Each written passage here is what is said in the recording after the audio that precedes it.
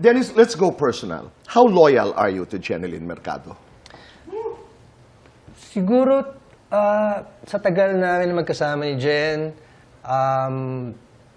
mula na hanggang ngayon, parang wala naman kayo narinig na naging problema tungkol sa mga ganyan. So, siguro sabihin ko talagang 100% loyal. And ayoko nang magkaroon ng iba pang problema kung maglolo ko man ako or ano. Hindi ko na ma-afford yun sa dami na ginagawa. Oo, napunta ako doon kasi as an actor, you're extremely committed. Alam mo yan, that's another thing. When you take on a role, sobra kang committed. Kaya, sa personal life, yun na, sinasabi mo nga that I am loyal. Hindi mo pa nabibigyan ng pagkakataon na talagang magselos ng malala si Jeneline. Ayoko na siyang bigyan ng mga dahilan para magselos unang-una, Tito Boy. Kumbaga, sinisiguro ko na lahat ng kilos ko, alam mo yun, hindi niya pag-iisipan ng kahit na ano. Gusto ko secured yung utak niya, meron siyang peace of mind na, kahit may gawing eksena na ganito, secured pa rin siya sa asawa. Pero Dennis, gwapo ka, ang appeal mo sobra. I mean, alam lahat dito sa industriya yan. Anong ginagawa mo pag nilalandi ka? Hindi ko lang pinapansin, Tito. Talaga? Hindi ko lang talaga pinapansin dahil... Pero naranasan mo na yan, that there are people who would go to you and, alam mo yun, yung nagpapapansin, yung gano'n. Nangyari na rin po, At ang iyong ginawa ay? Hindi ko masyadong iniisip. Siguro sa umpisa mapaflatter ka, pero kung isipin mo yung mga consequences na mangyayari kapag meron kang hindi magandang ginawa, kumbaga, dun pa lang, alam ko na hindi ito para sa akin. Ayoko na ng gulo.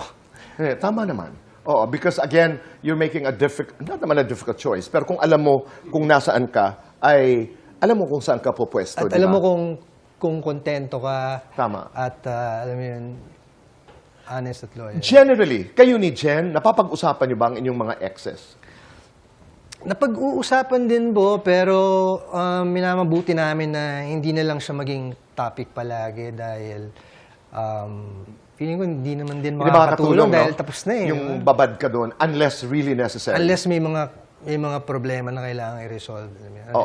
At saka hindi, minsan dumadating din yung pagkakataon na you talk about them because of the lessons, that you learned from the relationships, yes, etc. of course. Or kung kailangan. Pero naniniwala ka ba, kahit mga Gen Z ngayon, pinag-uusapan ito, nasa isang relasyon or sa isang marriage o mag-boyfriend-girlfriend, dapat for a relationship to work, mas mahal ng lalaki ang babae kesa sa mas mahal ng babae ang lalaki.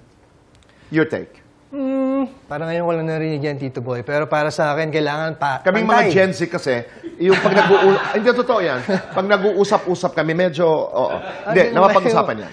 Kami, Tito, parang feeling ko, kailangan pantay. Kailangan sa lahat ng bagay, patas kayo. Hindi pwedeng mas lamang yung isa sa binibigay ng isa. Kailangan pantay para, alam mo yun, walang magiging problema, walang masasabi na kahit na na unfair or... Ako naman, I agree. I totally agree.